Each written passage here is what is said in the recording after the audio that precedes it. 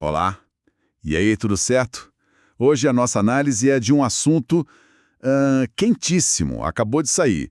O tema que vai dominar o mundo do futebol, o sorteio dos grupos para a Copa do Mundo de 2026. A gente está se baseando aqui numa matéria do All Sport, que saiu hoje mesmo, dia 5 de dezembro, direto de Washington, onde tudo aconteceu. Exato. E a nossa missão aqui, eu acho, é tentar ir um pouco além do óbvio, né? Claro, a gente quer saber o caminho do Brasil, mas o que esse sorteio realmente nos diz? O que está nas entrelinhas, sobre a logística, sobre as narrativas que vão começar a surgir a partir de agora. Essa é a melhor definição possível. Um sorteio de Copa do Mundo é isso. É um mapa. Até ontem, a Copa era só uma ideia, uma promessa distante. A partir de hoje, não. Ela tem confrontos, tem caminhos traçados. É um momento em que a ansiedade ganha um rosto. Ou melhor, 3 rostos para cada seleção, né? O primeiro capítulo dessa história acabou de ser escrito. Então, vamos direto para o capítulo que mais nos interessa por aqui.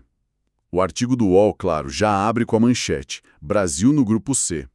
Mas um grupo é muito mais do que só uma letra, né? Que tipo de quebra-cabeça o Carlo Ancelotti vai ter que montar com essas peças que caíram na nossa chave? Olha, é um quebra-cabeça fascinante. A palavra é essa. Os adversários são Marrocos, Escócia e Haiti. E o que me chama a atenção de cara, assim, não é nem o peso dos nomes individualmente, é a diversidade. A diversidade de estilos de jogo é absurda. É como se o Brasil tivesse que fazer 3 provas muito diferentes logo de cara. Não dá para estudar para uma só. Gostei da analogia. Então vamos detalhar essas provas. Começando por Marrocos. Depois daquela campanha histórica na última Copa, eles se consolidaram, sabe?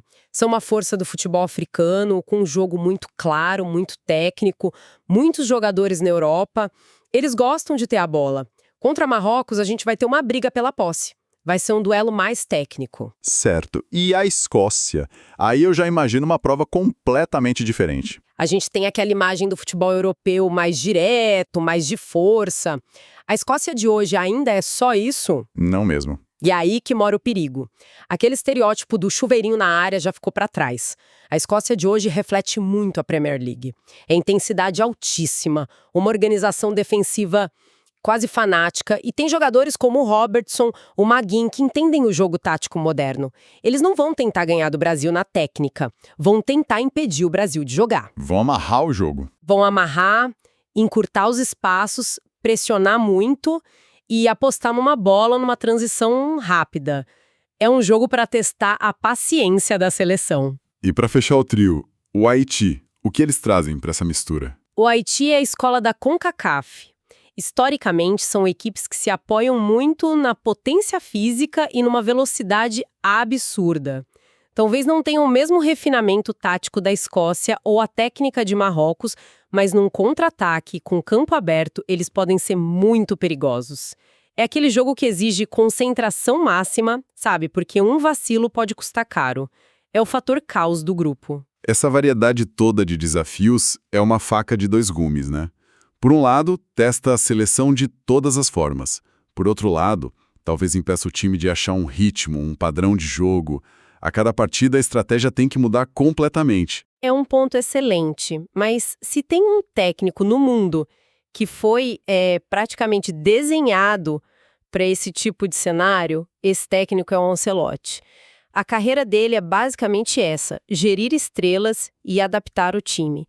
Ele joga um clássico de posse de bola no sábado e um mata-mata de puro contra-ataque na Champions na quarta. Ele não é um técnico de sistema rígido, é um mestre da adaptação. Um gestor, né? Exato, um gestor. Essa fase de grupos parece ter sido feita sob medida para testar a maior virtude dele. Faz todo sentido. E não é só contra quem o Brasil vai jogar, mas também onde.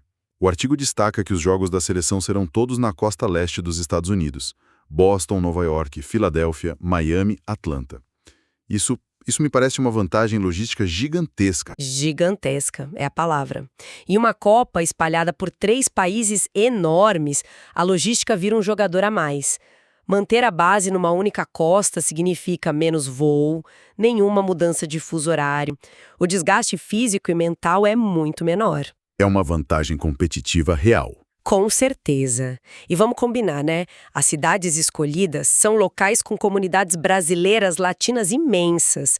O Brasil vai jogar em casa, em todos os jogos. Isso é fascinante, mas deixa eu te provocar um pouco.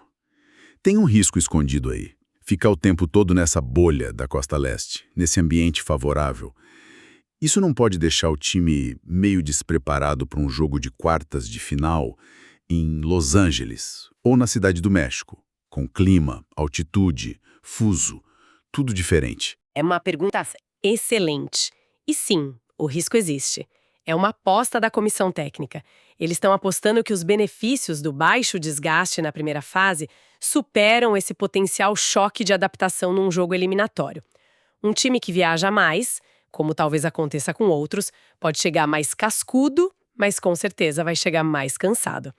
O sorteio deu ao Brasil essa escolha. É um trunfo, mas que precisa ser bem administrado. Falando em outras seleções, parece que o Brasil tirou a sorte grande então.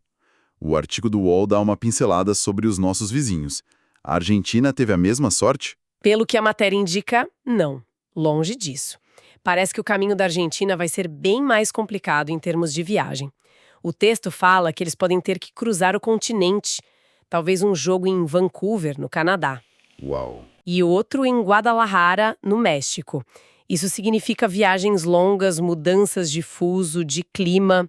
Enquanto o Brasil vai estar otimizando a recuperação, os argentinos vão estar administrando o cansaço. É um detalhe que lá na frente pode fazer uma diferença enorme. É a geografia jogando junto com a bola. Mas uma Copa do Mundo também é feita de momentos simbólicos, né?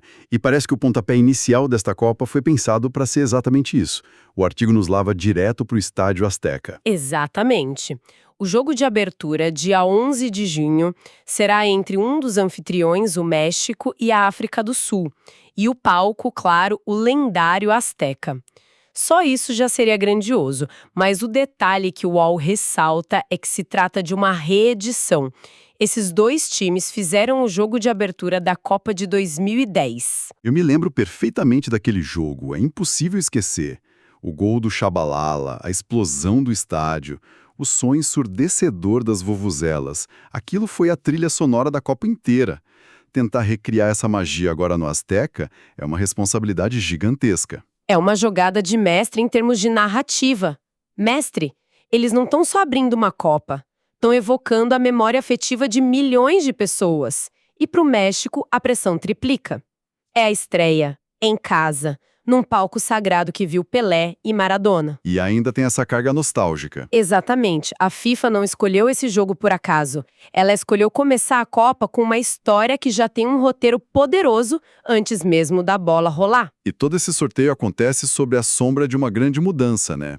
O novo formato com 48 seleções, como é que ter 12 grupos de 4, com os melhores terceiros colocados avançando, muda a dinâmica disso tudo que a gente discutiu?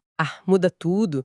Aquele conceito clássico de grupo da morte, ponto com, 3 gigantes e um azarão, ele fica um pouco diluído, sabe?